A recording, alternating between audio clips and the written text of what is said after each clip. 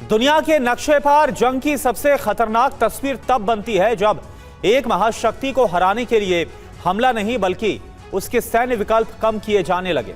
और इस वक्त अमेरिका के सामने कुछ ऐसा ही सामरिक दबाव बनता हुआ नजर आ रहा है। एक तरफ अरब में अमेरिकी नौसैनिक ताकत बंधी हुई है, दूसरी तरफ रूस ने जापान के बेहद करीब कुरिल में मिसाइलें दागकर पैसिफिक का तापमान बढ़ा दिया। जापान ने इसका विरोध भी किया है क्योंकि चीन के साथ मिलकर रूस स्थायी सैन्य तैनाती करने वाला है। इस बीच ट्रंप के सामने सवाल है, अगर पश्चिम एशिया में संकट बढ़ा तो ट्रंप अपनी समुद्री ताकत कहां लगाएंगे? क्या अलग अलग मोर्चों का दबाव अमेरिका की सबसे बड़ी रणनीतिक कमजोरी बनने वाला है, जिस पर पुतिन, जिनपिंग और मुस्तफा का गठबंधन हावी होने वाला है?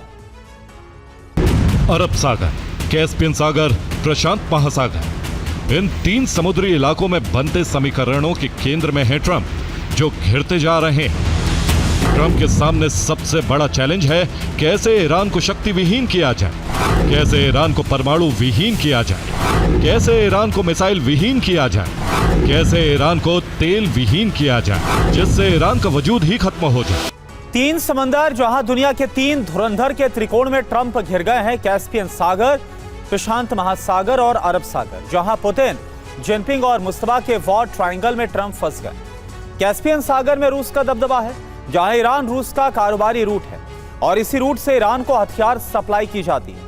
ट्रंप इस रूट को बंद करना चाहते हैं, लेकिन रूस की वजह से ऐसा होना मुश्किल है। इसके अलावा प्रशांत महासागर में चीन का दबदबा है, जहां चीन की सबसे बड़ी सैन्य तैनाती है, जो रूस को सैन्य सहयोग करता है। इसी वजह से कुरिल द्वीप के पास रूस वॉर ड्रिल कर रहा है, जिससे अमेरिका के सहयोगी जापान से तनाव बढ़ रहा है।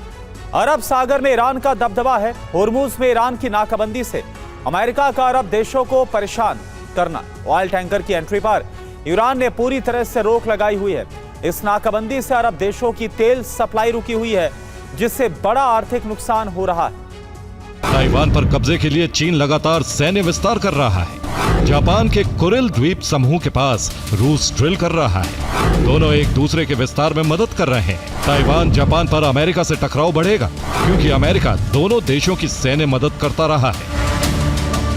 कुरिल द्वीप समूह पर रूसी ड्रिल से जापान से तनाव बढ़ गया है। प्रशांत महासागर में नया मोर्चा खुल सकता है। दरअसल कुरिल द्वीप समूह में कुल 56 द्वीप हैं, जो प्रशांत महासागर में 1300 किलोमीटर तक फैले हैं, जिसकी उत्तरी सीमा रूस के कामचटका आइलैंड से लगती है, जबकि दक्षिणी सीमा जापान के होक्काइडो द्वीप के पास है। कुरिल द्वीप समूह के 4 द्वीपों पर रूस और जापान के बीच विवाद है। जापान रूस चारों द्वीपों को अपना मानते हैं। अब उन्हीं द्वीपों को लेकर जो विवाद है वो काफी ज्यादा बढ़ता हुआ नजर आ रहा है। रिपोर्ट आपको दिखाते हैं। ईरान के सिक्योरिटी काउंसिल के चीफ मोहसिन रेजाई ने धमकी दी, अगर अमेरिका ने हमला किया तो ईरान तेल की एक बूंद भी हॉर्मुज से पार नहीं जाने देगा। ईरान का जवाब भूकंप जैसा ताकतवर होगा। अमेरिका के पास 11 ऑपरेशनल एयरक्राफ्ट कैरियर है।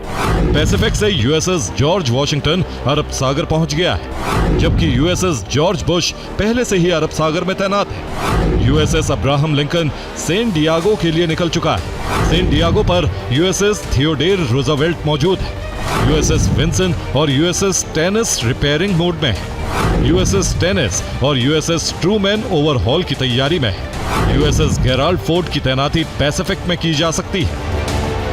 ये कहा जाता है कि जंग में पहला प्रहार करने वाले की जीत होती है। ईरान की सेना खाड़ी देशों से अमेरिका को हमेशा के लिए हटाने के लिए यही नीति अपना सकती है। ईरान की आर्मी के टॉप अफसर इस पक्ष में है कि अमेरिका को तैयारी करने के लिए वक्त क्यों दिया जाए। ईरान में मांग हो रही है कि अरब देशों में मौजूद अमेरिका के तमाम बेसेस को खत्म करने का मिशन चलाया जाए।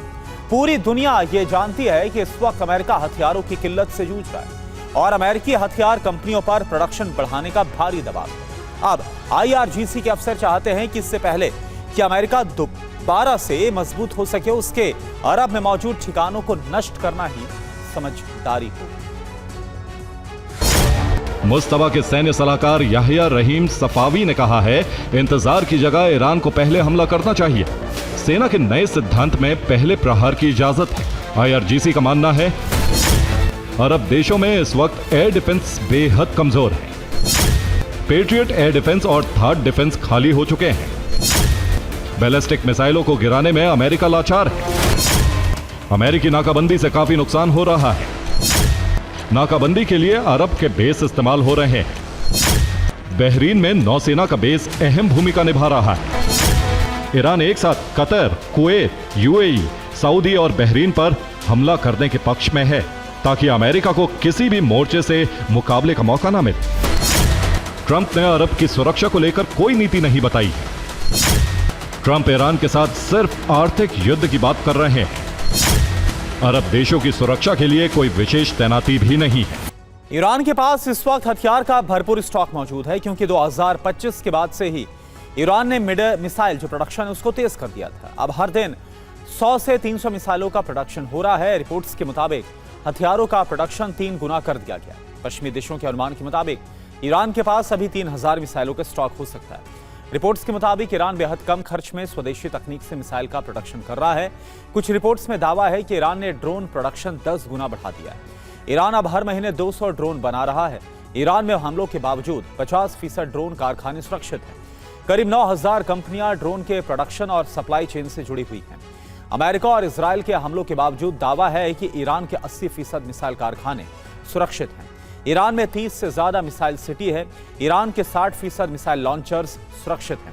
अमेरिका इजराइल ने ईरान में 69 सुरंगों की एंट्री पर हमले किए थे, लेकिन ईरान ने 50 सुरंगों को फिर से खोल दिया है। ईरान का मकसद अब नाकाबंदी खत्म करना है। ईरान अमेरिका पर दबाव बढ़ाने की कोशिश में है। ईरान अरब देशों में धमाकों से दबाव बढ़ा सकता है। ईरान की संसद के स्पीकर कालीबाफ ने दावा किया है कि सऊदी अरब, यूएई, कतर, कुवैत और बहरीन अब नई सुरक्षा व्यवस्थाओं के लिए ईरान से निजी तौर पर संपर्क कर रहे हैं। वे लगभग रोजाना ईरान को कई संदेश भेज रहे हैं। अमेरिकी डिफेंस की मिसाइलें खत्म हो चुकी हैं। ऐसे में ईरानी ड्रोन से बचने के लिए यूएई ने तेल डिपो पर लोहे के जाल लगा दिए। यूएई ने ड्रोन हमले से बचाने के उपाय के तौर पर स्टील नेट को चुना है। गैस प्लांट को भी जाल से ढका गया है। यूएई को उम्मीद है कि स्टील नेट से ईरानी ड्रोन हमले होंगे बेअसर। यूएई के फुजैरह पोर्ट पर जाल लगाने का काम तेज कर दिया गया है। फुजैरह पोर्ट से तेल का निर्यात होता है। इस पोर्ट को ईरान कई बार निशाना बना चुका है।